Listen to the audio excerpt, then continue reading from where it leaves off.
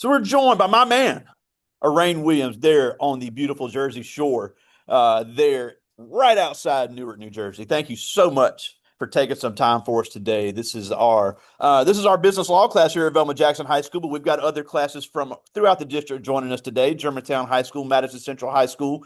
We're recording this also for our friends at Ridgeland High School, the Academic Options Center, and our YouTube channel. So thank you so much for taking some time for us today.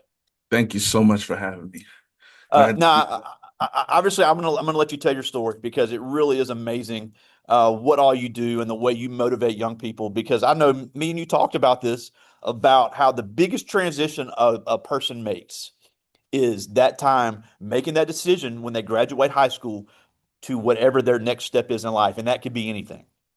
For some of them, it's going to be community college. For some of them, it's going to be the military. Some of them, it's going to be straight into the workforce. Some of them, is going to be the four-year universities, private, public, away from home, right around the corner, PWI, HBCU, you name it. They have a plethora of choices, and you really focus on what they can do to make the best choices. And your story has to be heard to be believed. And it's just incredible all the things you've done and you continue to do. So, really want you to be able to share that today with our young people.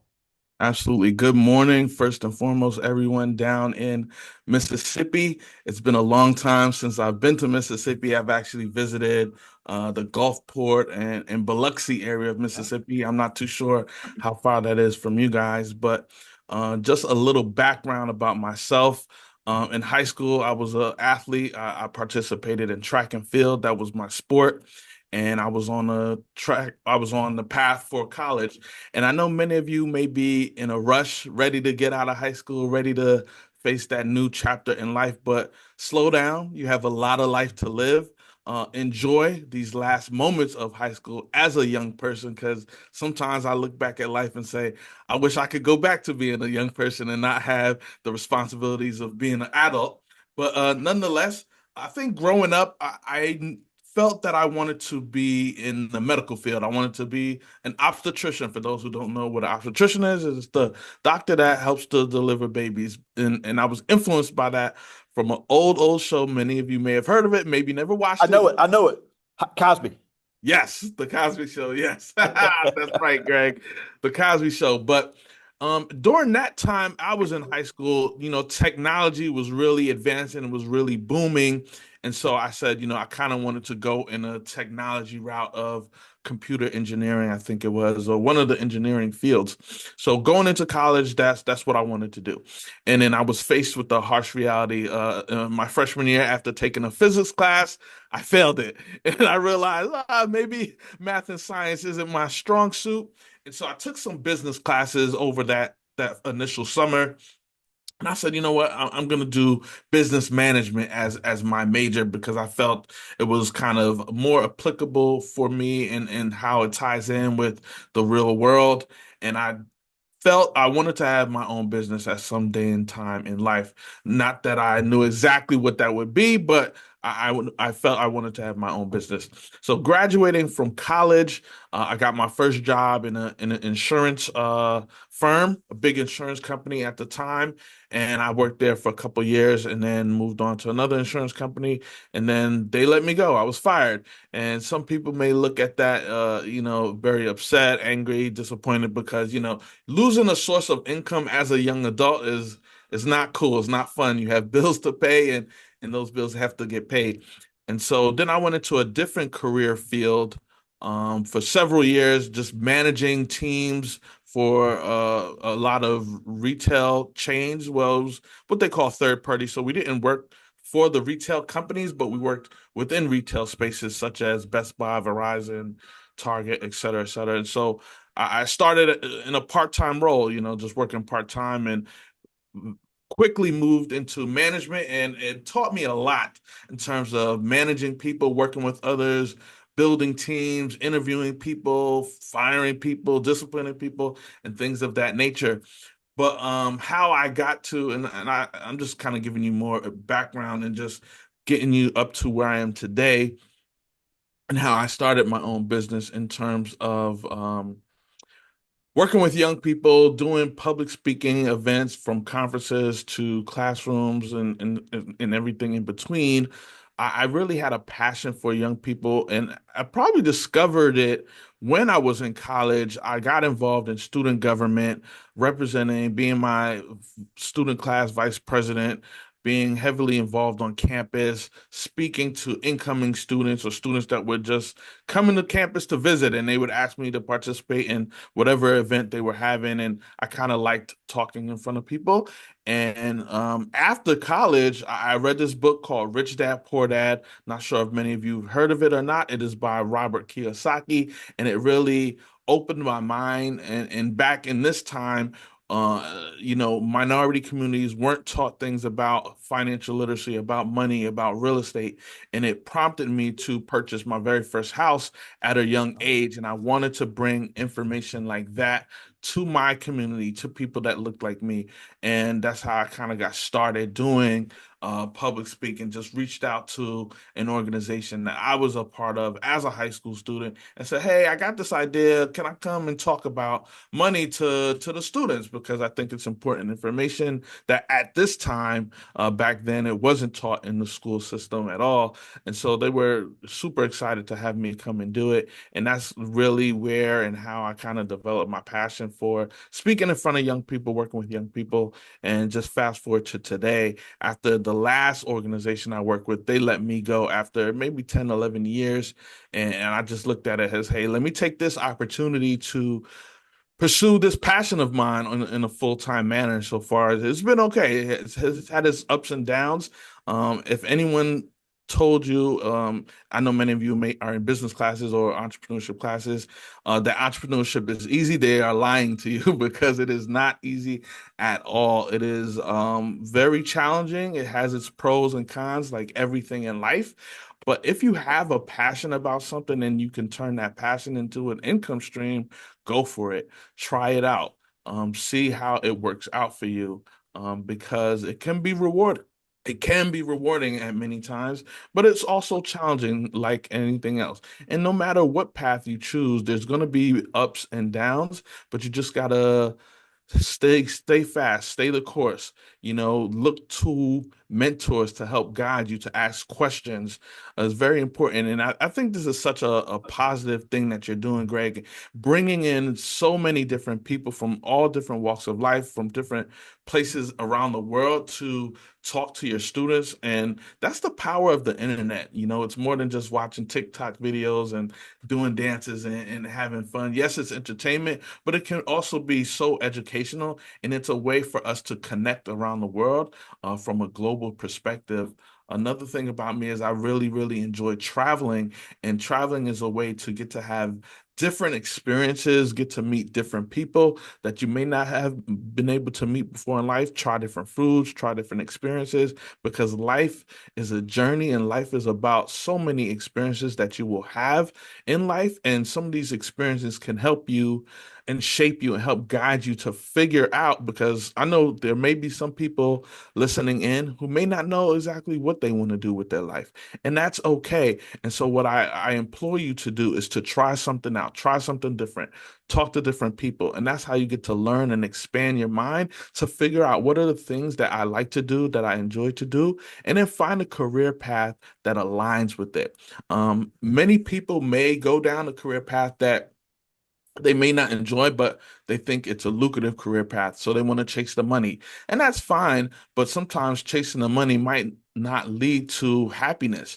You might be miserable. You might be in a career path that you're working 60, 70 hours a week, and you don't get to enjoy other things that some of your friends might do. So I really think it's important to find something that you're passionate about, find a career that helps meet that passion when possible, and the money will come. The money will come. Yeah, and you made a couple really good points there, and I appreciate that because you talked about, you know, it's more than just TikTok and doing dances. And look, I'm a big sports fan. I like following the athletes, seeing what they're doing and everything. But I also like following people like you and people. I know you're a big fan of Eric Thomas as well. I Yes. always say find people that are positive to pour things into your life. It is amazing the type of motivation you can get by using something that was built for entertainment to use it for your good. And I always use this example, and it drives me crazy because I'm glad you mentioned about entrepreneurship too. Because yeah, entrepreneurship is glamorized by a TikTok, and I'm a big fan of Jasmine Sullivan, but she has the song "I'm going to move to Atlanta, open a business, and be rich," and I'm like, it doesn't really work like that. No, Um, you know, not at and I'm all. glad you mentioned real estate as well. I have kids all the time, so they wanted to get into real estate because they see a TikTok walk through somebody in sipping champagne at a closing, not understanding anything that it took to get there. And one more point that you made, because you talked about underrepresented groups not getting financial education, and I agree 100%. But as somebody that went to one of the schools that is watching right now, I'm a 2000 graduate of Madison Central High School. My classmates and me talk all the time about we never got any of this information. Now, with great school, great teachers, but it just wasn't as much of a priority as it is now. We were basically told you're going to go to college, and if not, you're an idiot. And that's not everybody's path. Right, absolutely, absolutely. And it's not to say that, some people may feel is it the school's responsibility to teach people about money? Maybe, maybe not. Nonetheless, it is an important life skill because once you go out there, you're making money and you have financial responsibilities. If you're not managing your money in a great manner, you're going to wind up being broke, poor, or whatever the case may be. Find yourself in a whole lot of debt, and it's going to be so hard to climb out of that if you don't have the proper financial mindset to understand. If you make a lot of money and then you want to say go out and buy a really expensive car, maybe that you can't afford it, but you don't know because you're not budgeting your money properly. You don't know how to create a budget for yourself. And then you just wind up digging a hole for yourself. So it's just such an important life skill that we should all learn, no matter what. And you don't necessarily have to rely on someone else to get that education because we have the power of the internet. So there's lots of different financial podcasts that you can listen to, books you can read, and take advantage of any resources that might be available at your local library as well. Because I feel like in this digital age, a lot of people may not remember to use those free resources that you have available to you. So not only do we have the internet, we have our local library, and they can help provide you with some resources as well. Yeah, and I'm really big on on people like yourself. Again, I keep mentioning influencers because that's what these kids know. I try to introduce them in class. Anthony O'Neill is a big. I'm a huge fan, and he has some great financial advice, resume writing, and it's a lot. They may think that's a lot more exciting than watching some of us old people talk about it, but it's something positive in their life. Now, a couple other things I wanted to mention too. I think we'd be remiss if we didn't mention that you're the child of immigrants because your parents immigrated from Jamaica. We have a lot of first generation Americans in our district, a lot of children of immigrants. Some of them came with parents that didn't came from a country that didn't speak English. So even though your parents didn't have as much of a learning curve with the language, that was still a challenge. So, for any of our kids that may be first generation Americans, children of immigrants here in Madison County schools, talk about, some of the things that you faced in that regard. But, there's a place, never been a better time to be a part of all these areas that desperately need different types of people in them. Yeah, absolutely.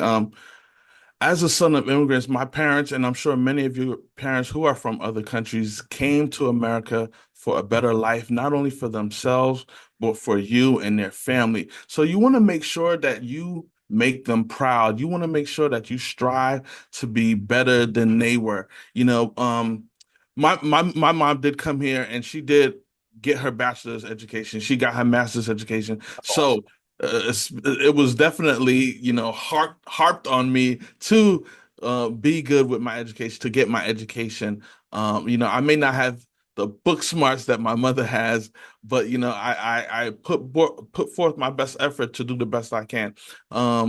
Education wasn't always my strongest suit. I stayed back in the second grade, and it's not something that I'm ashamed to share. That's my story. That's part of who I am. For tons of reasons, I may not have met certain people had I not stayed back. I may not have experienced certain things had I not stayed back. And it's not to say that was a good thing that I stayed back, but it's just a part of my story that I'm not ashamed to share. I almost got kicked out of the school once for some behavior issues because I was getting ready to go to a new school, and so I was kind of acting out. But, once again, another thing that's a part of my story.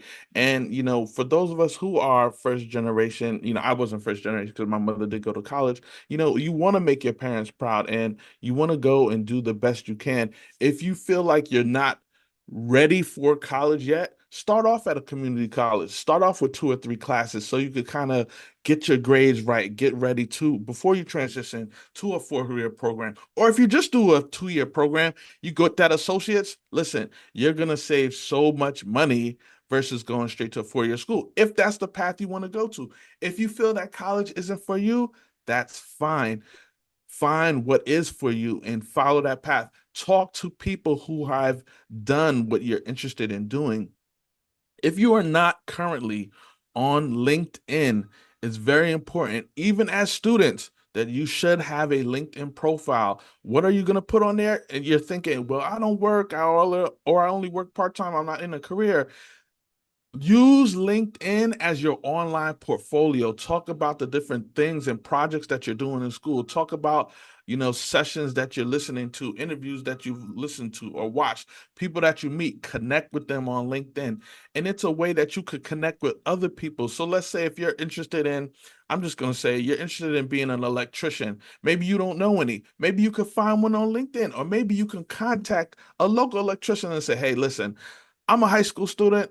I think I'm interested in being an electrician. Hey, can I shadow you for half a day? Or hey, can I take you for coffee and just talk to you about how you got into it? What's it like? And things like that. Because it's better to speak to people who are doing what you might be interested in doing. And you can ask them questions and hopefully they can be honest with you about it. And this way you won't get into something and find out maybe it wasn't what you thought it was, and then you have to like start from scratch. So use the power of the internet to your advantage. And absolutely everyone should connect with folks on LinkedIn. Oh, big time. And I always say, people know that you're in high school and you haven't had a chance to have a lot of jobs yet, but you can still get involved in a lot of things that is still a great resume builder. But you just mentioned Absolutely. something, and get ready for your jaw to drop because you talked about community college. We have a great community college system here in Mississippi. And with a 2-0 on the ACT, you qualify for 100% tuition at Holmes Community College right down the street. And you get pretty much full tuition at Hines Community College at any of their campuses. That is with a 20. And get this, Arain, they get the ACT twice for free during school on a school day. Where was that when we needed it? Yeah, I know, probably back in our time, a lot of people frowned upon the community college route because they may have been a negative stigma around, oh, it's like 13th grade and it's high school, or whatever the case may No, be. no way. But if that's your route, own it. It is a much more affordable option to getting your bachelor's degree. If you do your 2 years at a community school, you're probably saving so much. You're probably paying 75% less than what a 4 year school might cost. And then you can transfer to a 4 year school. It's nothing wrong with going that pathway. And a lot of different school districts have so many great programs to help you afford, not only afford it, but get you in there. And it's a great stepping stone. Yeah, and those scholarships are also available for the trade program. So anybody that went into the trade or technical certificate area, they could start working right out of that program, 19, 20 years old, and they really haven't paid much, if anything, for that. Now, one more thing you mentioned, and then I'll get to their questions. And guys, if you have any questions from your class, just put them in the chat. You talked about becoming a public speaker and having a passion for speaking. Obviously, I'm pretty comfortable speaking. And I've spoken in front of thousands of people, not near as much as you do. You definitely are the goat at it. But even if, and I tell kids all the time, nobody's asking you to be a public speaker. But before you joined us, we did our presentations here in class about, just some simple legal stuff about how, voting and things like that. And they huff and puff and roll their eyes and thinking, I can't believe you're making me speak. And it is not meant to turn you into a public speaker, but being able to communicate, being able to walk in a room and introduce yourself, being able to walk up to somebody and say, "Hey, my name is so and so. I applied for this job. Here's my application. I would love to meet with you."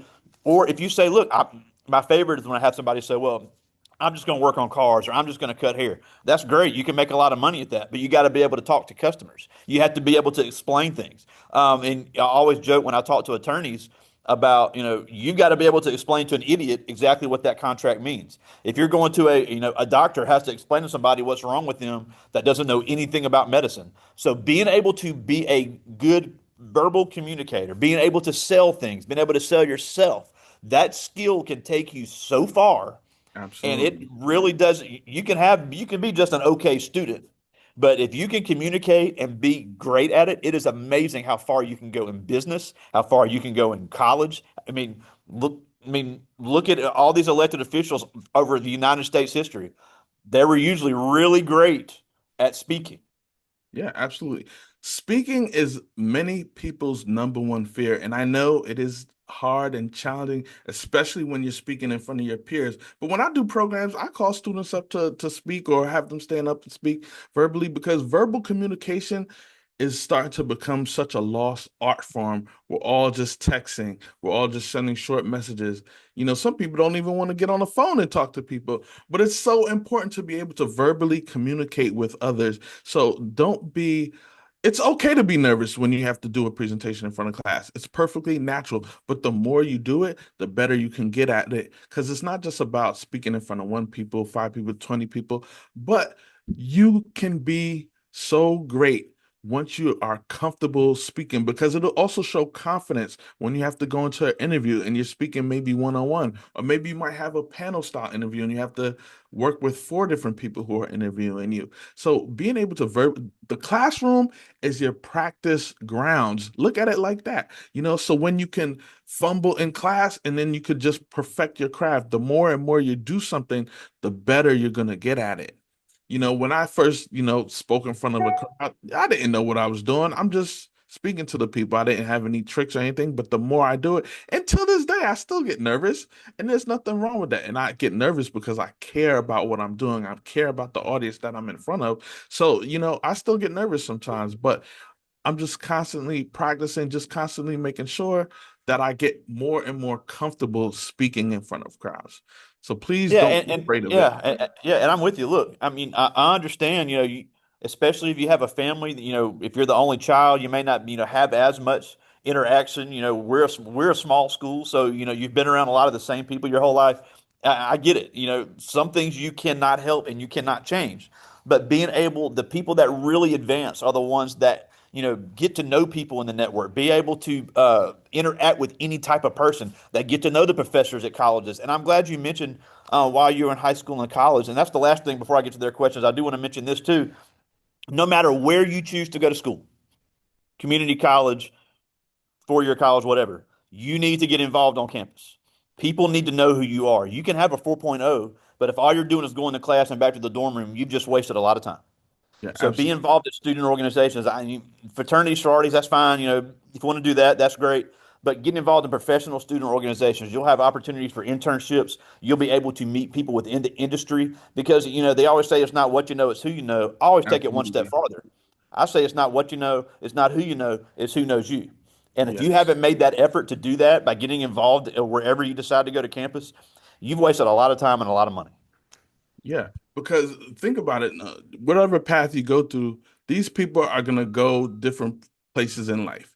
5 years from down the line, 10 years down the line, you want to still be in touch with these people. You want these people to still know about you because you never know later on down the line, you may want to tap into them for something. You might be looking to hire somebody and they may know somebody that you're about to interview and you might want to ask them questions. Or you might be looking for an opportunity to advance in your career and they work at a company that you see a position at, and maybe you want to talk to them and ask them questions about what's it like working at that company. It's so important to grow our network of people, and it's not always about wanting something from them, but it's even better when you can provide some value to them as well. But it's great to stay connected with folks because you never know where someone's going to be in life. Oh, big time. But I do have some questions here, and like I said, guys, in any other schools, if you have any questions, and Miss Williams, my friend Monica Williams here at Velma Jackson just joined us as well. So if you have any questions, put them in the chat. But I love this first one. This is Avery Harris. She's in 11th grade. She's one of our champion archery members here at Velma Jackson. She also plays volleyball, but she is straight up Katniss Everdeen with this bow. Oh, But she asked, what would you say your core message is to someone like me because I am very cynical? So if how would you handle a cynical high schooler getting ready to transition from high school? ooh, that's a tough very first question, Avery. I think y- just really hone in on your skills and what you want to do in this next chapter of life, and think. about why am I cynical? Why am I that way? And how can I use that power to advance myself in what I'm trying to do in the future? That's what I would say for that, for Avery. Yeah, Thanks for the she question. has so much talent. I tell her all the time. If and I would tell any young person this: the biggest obstacle for most kids coming out of high school is nobody but themselves. Absolutely. I agree with Almost you. almost all the time, and look, I get it. Sometimes you haven't seen it. Sometimes, your family may be whatever. You haven't seen anybody in your family do it. That doesn't mean it can't happen for you. You can be the first to do something, but you can also be the best to do something. And I just want everybody to remember that you don't have to be the just because your parents or your friends did something, you can be different. And that's for everybody. Absolutely. I agree with you. I love this one. This is Ashton Joe. He's a senior. Because he even said when you were talking a minute ago about college may not be for me, he goes, "It's right, it's not for me." But he does have a plan, and he has got a lot of really interesting business ideas. And he asked, when you did start your own business, was it more of a necessity or something you really had a passion for? For me, it was something I had a passion for because I started it part-time while I was still working, while I still had a job. So it was something I was very, very passionate about. That's why I said, find something that you're passionate about and find a career that aligns with that passion. Because when you can mirror those two, it's a beautiful thing. So for me, it became a necessity when the last company let me go. Not necessarily, I could have still just went ahead and looked for another job, but I said I want to take this opportunity to pursue this full time to see if it is something that could sustain me. So it was absolutely 1,000% passion for me on why I started this business. That's awesome. And I like this one. This is Michaela Lumpkin. She's a senior here at Belma Jackson. Well, she's got college aspirations, but we've talked about her path, and I think she's got a good plan. And she asked, once someone goes to college, what would be the hardest part about balancing college expenses and responsibilities along with other financial responsibilities?